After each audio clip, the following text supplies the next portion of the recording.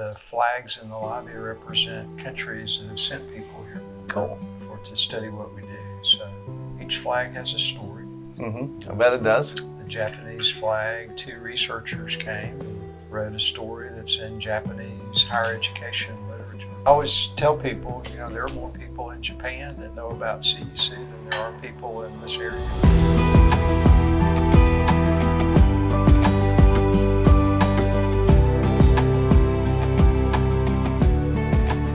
Welcome to Connections. I'm Glenn Gould, and this is our video series where we get to interview and meet people of influence and importance in our community, people that we have come across, that we have known, and I have the great delight of introducing you to Mark Whitlock, the CEO of the Central Educational Center.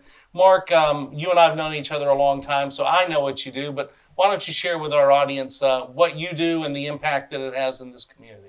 First, Glenn, thanks for having me on Connections. I appreciate it. Thank you. Appreciate what you guys are doing with this.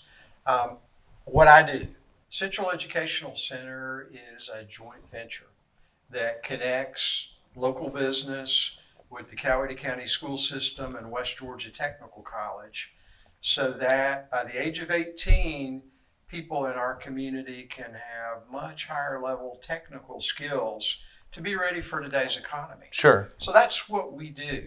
We make those connections. We help bring the educational providers together to listen to business and to follow what business needs to have done, especially for people at younger ages. We also serve adults, but our focus is on those students who are still in high school. Okay. And so students that come here, are they on a more, I guess, what we would have called technical college track back when I was growing up?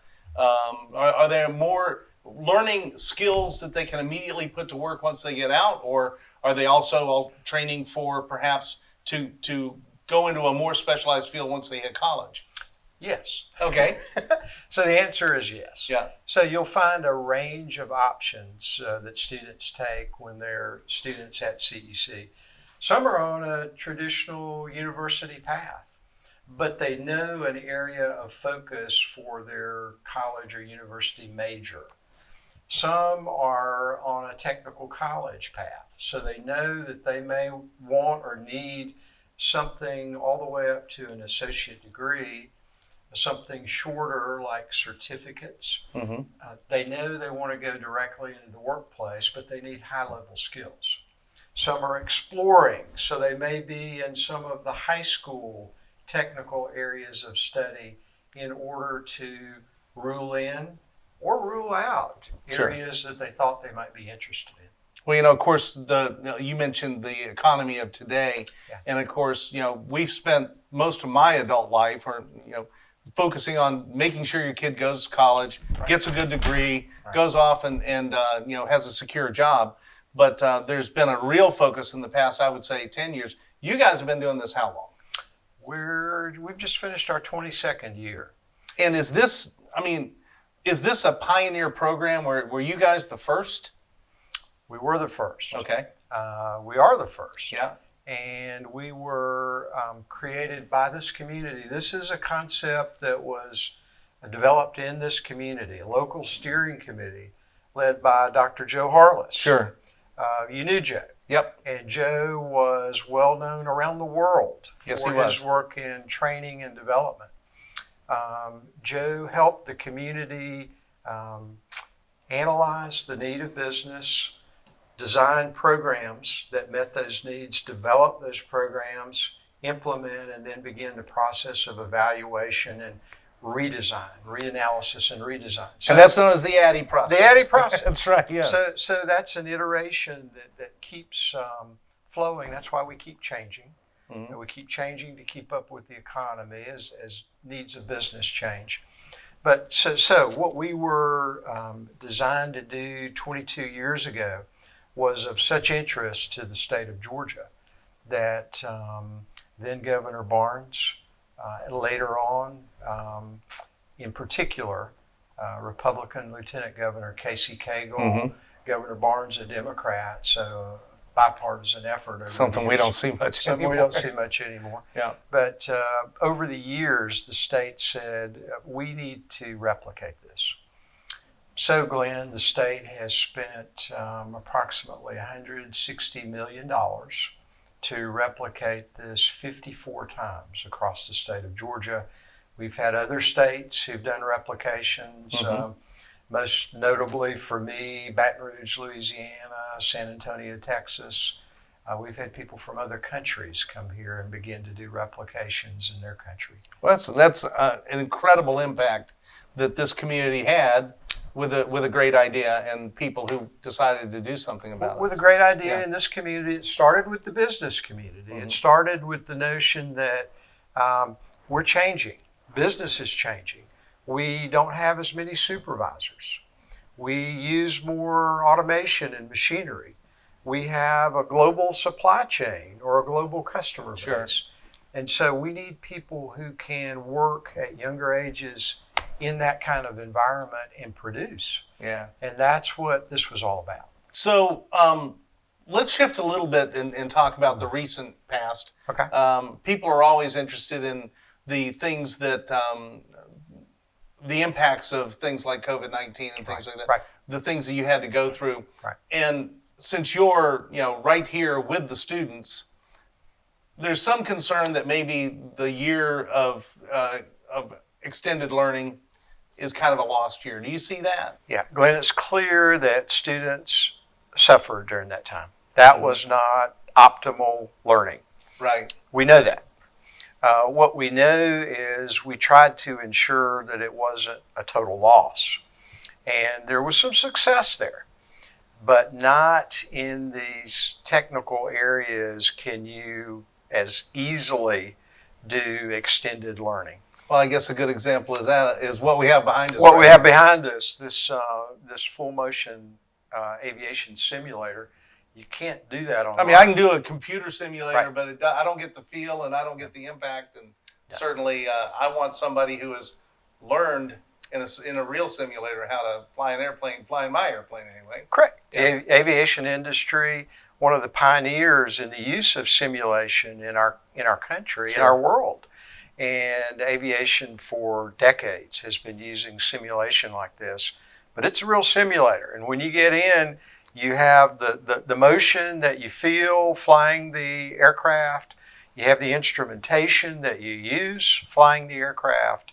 And it's as close to flight as you'll get. But you have to get in the simulator to do that. And by doing that, we find some great learning. Again, aviation, a pioneer in that, in our world. Yeah, well, one of the great things about the students that you have, for the most part, I know students are students everywhere, but the students you have, for the most part, they want to be here. Yeah. A lot of students at a lot of schools, they end up in the system, they end up kind of bored, they haven't found their spot. And so your students, I imagine they were excited to come back on campus. Our students were excited to come back. We were in all our schools. Our students were excited to come back.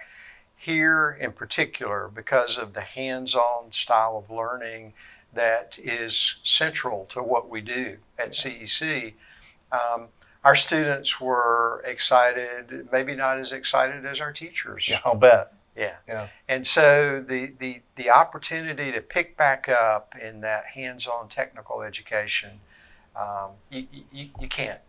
You can't substitute for that. So it's been, an incredibly challenging couple of years. Yeah, it has. Not only did we have COVID-19 and we've had economy problems, but of course we had a horrible tornado come through and completely destroy Noonan High School. Correct. What impact did that have over here? Yeah, so we've had more students in the 9th grade at Noonan High School in CEC than we've ever had, because Noonan High School 9th grade is right behind us here. We have 580 students in mobile classrooms on this campus. They'll be here for 2 more years. We've already had 1 year of that, and that'll be here for a couple more years. But those 9th graders, because of their proximity, we can get more of them involved in programs here. we will, like our whole school system has done, we'll make lemonade out of lemons. Sure. And we'll have more Noonan High School students go through this program than we've ever seen. And so are you expanding or Yeah. is the campus changing or? Yeah, so we're on the list for next expansion in SPLOST. And the new SPLOST collections will start in July of 2022.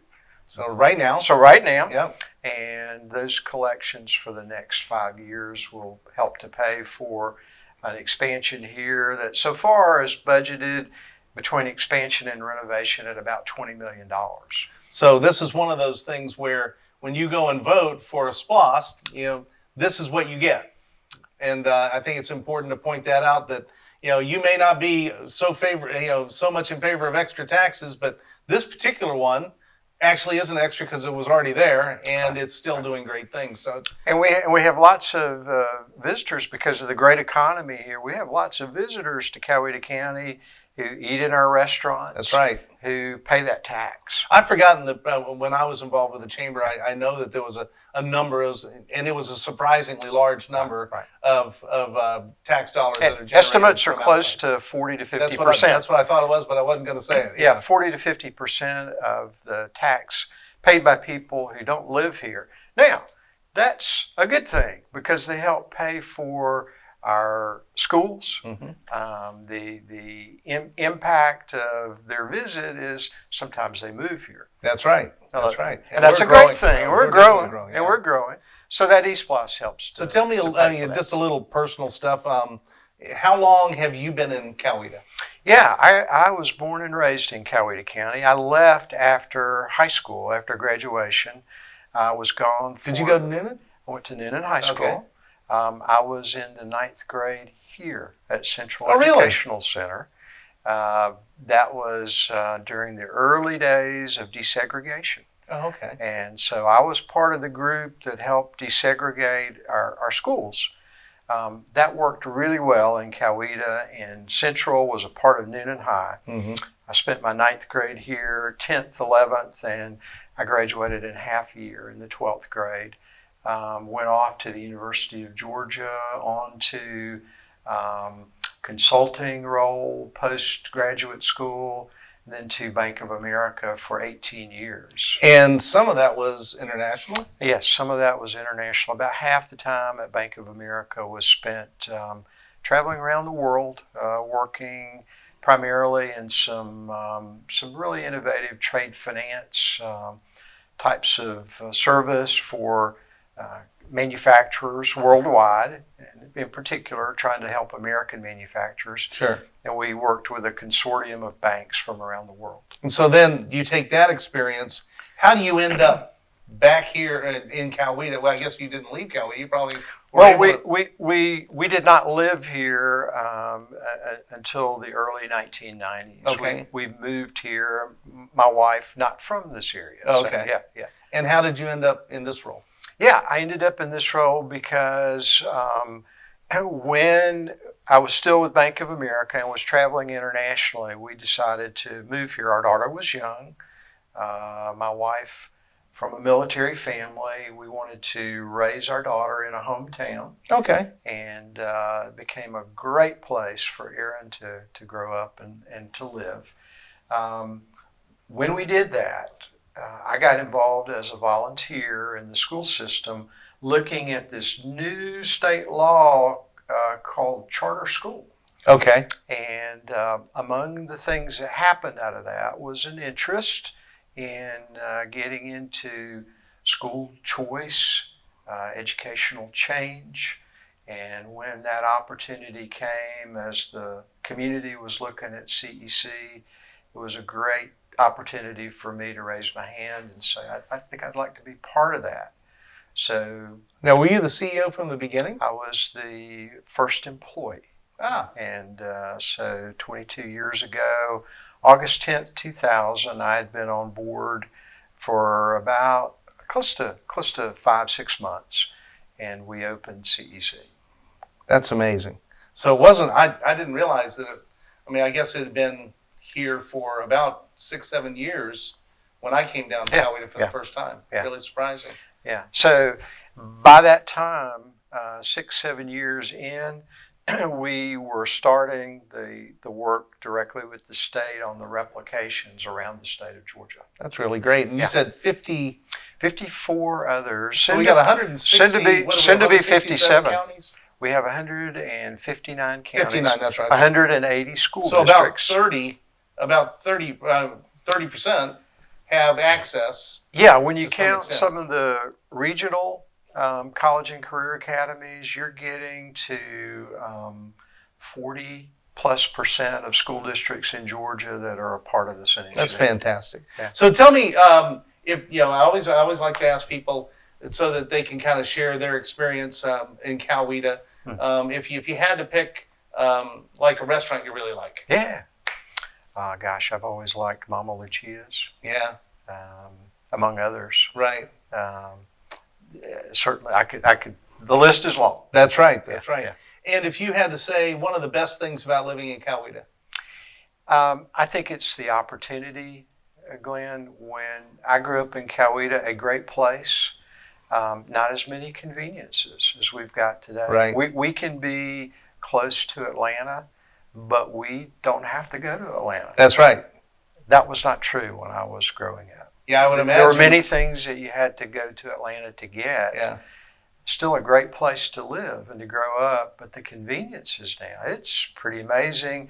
And that leads to a diversity of the economy that just continues to bring in investment, new jobs, new opportunities, new technologies, and things that create great opportunities for our students. And you're helping create an atmosphere where there are good, high-paying jobs that are in demand that are going to be filled so that our young people don't have to leave the community. Our young people don't have to leave the community. Our employers understand that they need this generation who are incredibly bright.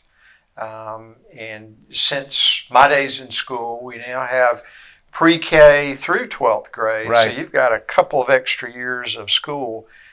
These students are incredibly bright. They're ready to take on the next opportunity more quickly than my generation was. The technology is there. And just some tremendous opportunities locally for these students. I can tell you that we've got any number of jobs, just thinking about the manufacturing industry where we do a lot of work, $40,000 to $80,000 a year at age 18. It's amazing. For these students. That is amazing. Incredible. Yeah, and not only that, but opportunity to grow within opportunity the to advance within the industry, opportunity to help define Coweta as a place where companies continue to want to invest more and create more jobs for our citizens so that we don't have to commute so much outside of Coweta for those jobs and great careers. So somebody like you, and this will be my last question, somebody like you has access to a lot of information that the average public does not. I mean, you talk to people and you're in the know. You're the not only are you the CEO here, but you're also the Director of Public Policy for the Coweta County School System. So there you go. So I mean, so you have a lot of knowledge, not only about the school system and CEC, but just about the community in general. Is there anything that you heard recently that you said, hey, that's exciting, and and you've told other people about, or just something that's going on that maybe the average citizen doesn't know about? Well, let me tell you what I'm hearing generally from friends around the state, from friends at the Capitol, do a lot of work there. Sure. Great folks that I get to interact with. Glenn, I'm hearing that Coweta is on the radar screen. It is considered one of the great places to live and work in the state of Georgia. I can tell you from the work to replicate CEC, this community started something that people literally around the world have been looking at. Yeah, you were sharing with me like Japan, India, Australia. Germany I was going to say has been involved. Don't we have the German Apprenticeship Program? We have the first working German certified apprenticeship program ever in America that begins at age 15. Yeah. That's never been done before, and get a chance to work with friends in Germany and elsewhere. But the opportunity that I hear about is keep building Coweta, keep doing what you're doing, keep being innovative in Coweta. That's something that people keep saying about this community. It is innovative. We are not afraid to try something a little bit different, Right. to take the next step. And we do it all because I think our heart's in the right place. We want to create great opportunities for our citizens here locally. It's not about attracting everybody else. It's about doing things that are good for our citizens in Coweta County. And if they come, well, so that's just even better. All the better. That's right. All Well, the that's wonderful. Well, Mark, I just want to thank you for taking time today and sharing with us. I mean, I've had the privilege of knowing you for better than 10 years now, and you've always been willing to help me with any project that I've had. And I know that's just your nature. You do that with the entire community, and we're grateful. I mean, to have somebody of your experience and expertise to be able to lead this type of thing really just makes this a great community, and you're a leader in it, and I'm grateful to you. You're a leader. Well, Appreciate what you do and what you have been doing and what you will do. And let me tell you something. I have fun doing this. Yeah, I know you do. This is fun. It's great to be around these young people who are the brightest generation we've ever produced. Well, it's encouraging to hear, because I know we don't hear a whole lot of encouraging things. So thanks so much. And thank you for watching. I'm Glenn with Dry Cleaning Connection. This is Connections. My guest today was Mark Whitlock with the Central Educational Center, and we thank you for watching and hope you have a great day. Bye now.